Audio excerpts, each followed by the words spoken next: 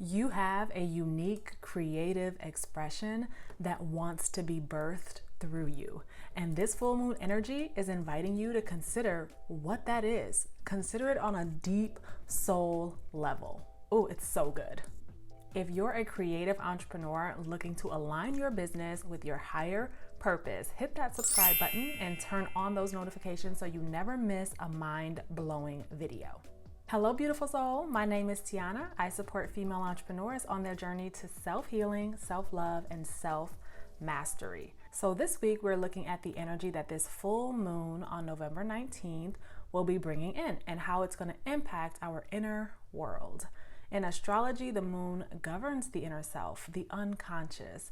And this is where our desires, habits, the stories that we tell ourselves, all of that is created. So what you've got going on internally will manifest in the outer world, including your business.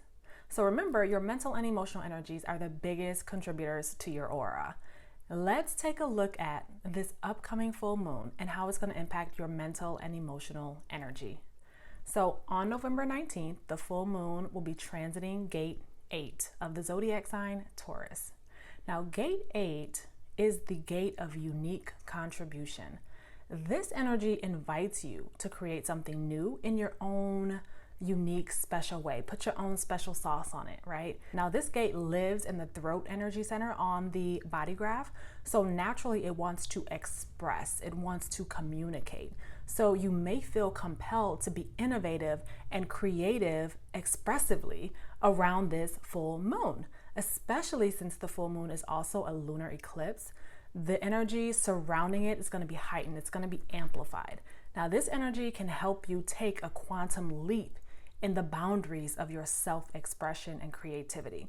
So pay attention to what shows up for you, your thoughts, your emotions, the other people around you. Everything is working together to show you the steps that you need to take on your unique path. So be sure to pay attention in the coming week.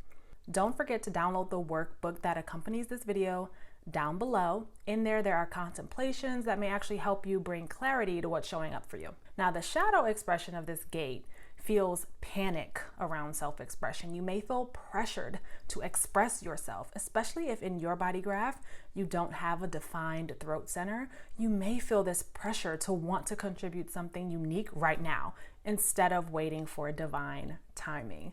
Now, this is a pressure to do something, right?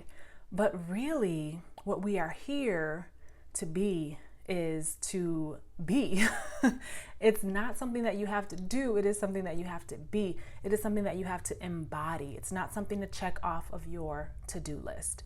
And when you feel that pressure to do, you'll likely end up just doing something, anything, just so that you can say you did it, even if it's out of alignment with who you are. Now, in the shadow expression of this energy, you're gonna feel a little disconnect when it comes to your life purpose, and trying to be something that you're not is gonna be a repetitive habit for you until you start to really understand who you are at your core.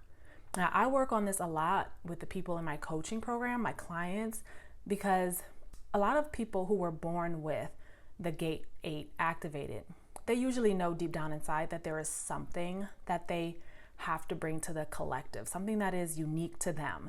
And they spend a lot of time trying to do something just so they can feel like a role model. But the things that they are doing are so out of alignment that it's draining their energy.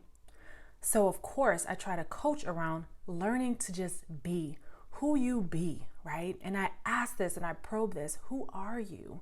Who are you naturally without anyone else's interference, without their frequencies telling you what you should be, without yourself telling you who you should be?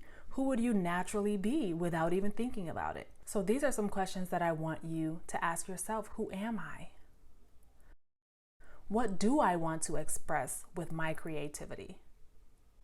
Do I trust that being myself is my life purpose? Is there a part of me that is scared of expressing who I really am?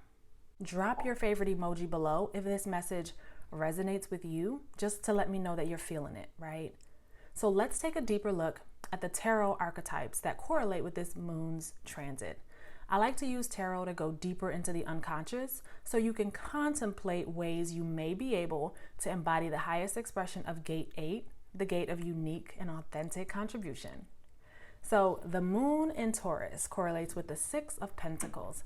The Six of Pentacles archetype invites you to look at the balance between how much you give and how much you receive.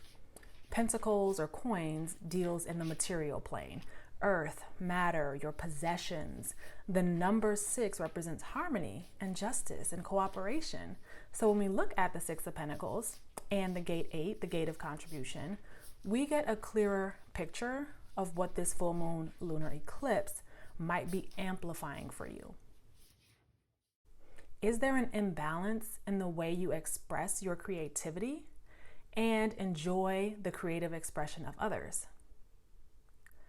Are you able to share and express yourself freely without regard to what the material or monetary outcome may be? Do you have other motives behind your sharing and generosity that's veering you off the path of authentic expression? These are some really great questions to ask yourself, and when you contemplate these questions, take some deep breaths, pay close attention to how your body responds to each question, and if you feel yourself contracting, and if your breath becomes very shallow, and your heart rate begins to change, sit with that energy just a little while to see what comes up, because there is some resistance there. By contemplating in this way and journaling, it really allows you to become aware of patterns and behaviors that may be keeping you from manifesting the business and life that you want. Questions can be very powerful intentions. Ask and you shall receive, right? We get so caught up in trying to force our desires and our wants during the manifestation process. But if you actually take a step back and contemplate your wants and desires, you surrender to the flow and allow God, the universe, source, whatever you want to call it, to reveal the path to you. And most of the time, it's not going to look the way you envisioned it, but it will be better, right? So pay attention to the signs and synchronicities and sparks of inspiration that come up in the coming days and weeks as you sit with this energy. If you'd like my support and guidance on your path to self-healing, self-love, and self-mastery so that you can embody the highest expression of yourself, then I invite you to use the link below to apply to work with me. I use human design, my life coaching certifications, energy alignment trainings, all of it to help you get crystal clear on the things that may be holding you back from embodying the highest expression of who you are. Remember, the work that you do is a light for others to follow. That's why it's imperative that you keep that light healthy and vibrant, free of any low frequency vibes. And when you do encounter low frequency vibes, that's just a sign that you are a little out of alignment and you just got to work on some things. But there is no more dimming your light to try to fit in. No more silencing your voice to try to fit in. No more holding on to what others think about you. Now is the time for you to step out of that comfort zone and embody who you truly are. When you do your work and heal your aura, you can manifest the business of your dreams. That's all for this week, guys. I will see you next time.